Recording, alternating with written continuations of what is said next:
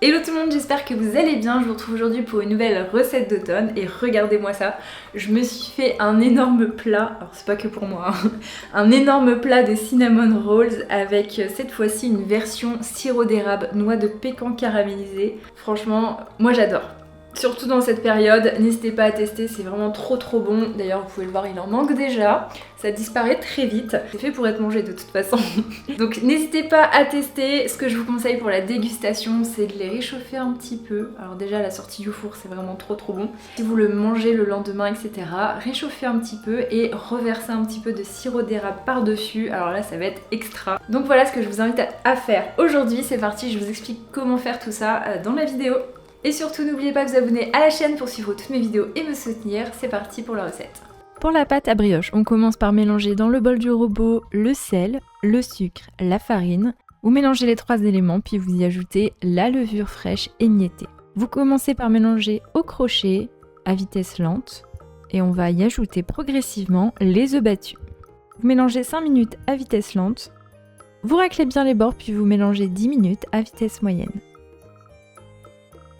On racle une nouvelle fois les bords, puis maintenant on va pouvoir y ajouter le beurre coupé en dés qui est bien mou. Je travaille le beurre avant de l'ajouter à chaque fois et je l'ajoute progressivement en petite quantité.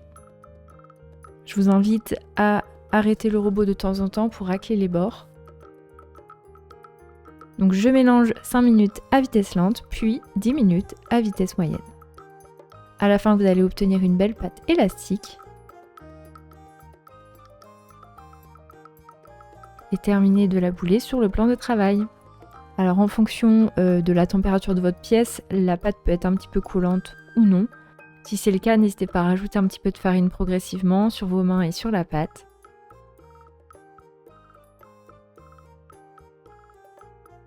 On va la remettre dans le cul de poule, la couvrir et la laisser reposer 30 minutes à température ambiante. Au bout de 30 minutes, vous pouvez la dégazer avec le poing, la retravailler un petit peu sur le plan de travail.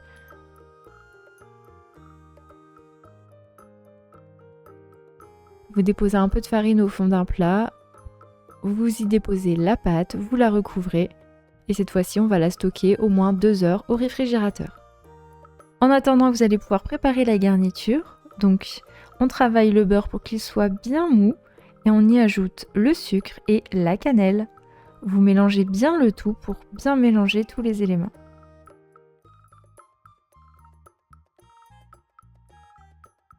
On récupère la brioche qui est bien refroidie et qui du coup n'est plus collante.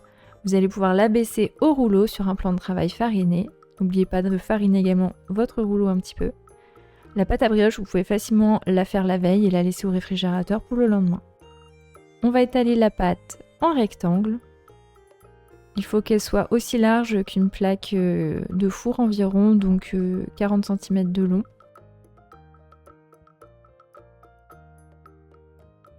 Et environ 0,5 cm d'épaisseur. On va y déposer la garniture et la lisser à la spatule. Par-dessus, je vais y déposer des noix de pécan que j'ai découpées en petits morceaux. Je les répartis bien sur toute la surface. Et je vais maintenant rouler la pâte sur la longueur.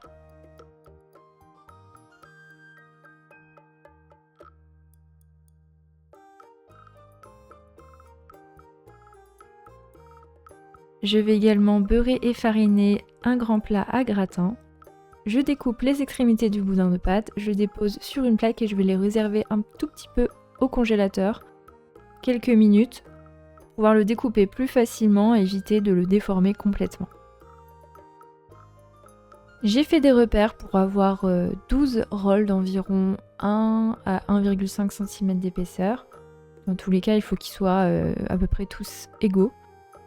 Donc je les découpe, je leur redonne une forme ronde et je vais les déposer dans le plat qui est fariné.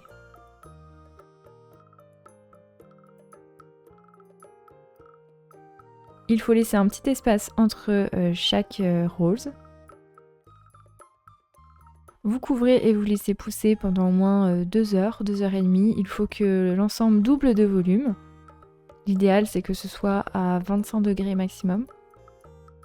Comme vous pouvez le voir ici, la brioche a bien gonflé. Je vais pouvoir dorer le dessus avec un œuf battu.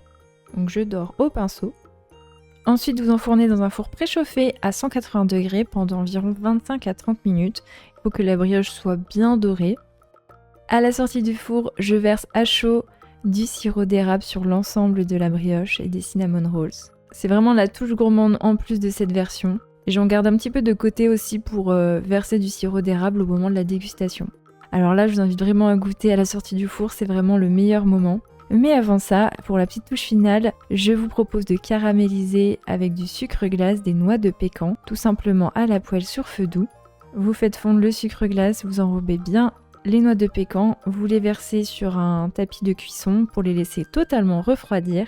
Avant qu'elles ne refroidissent, j'essaie de les séparer avec 2 couteaux. Attention, il ne faut pas les toucher avec les doigts, c'est chaud. Et une fois qu'elles sont refroidies, je les dépose sur les cinnamon rolls.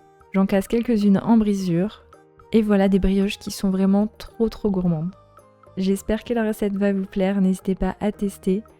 Et comme je vous l'avais dit pour la dégustation, n'hésitez pas à rajouter un petit filet de sirop d'érable sur votre cinnamon rolls. Et voilà, la recette est terminée, j'espère qu'elle vous aura plu. N'hésitez pas comme d'habitude à liker la vidéo et la partager si c'est le cas et à me laisser vos avis dans les commentaires. Et moi je vous dis à très bientôt pour de nouvelles vidéos.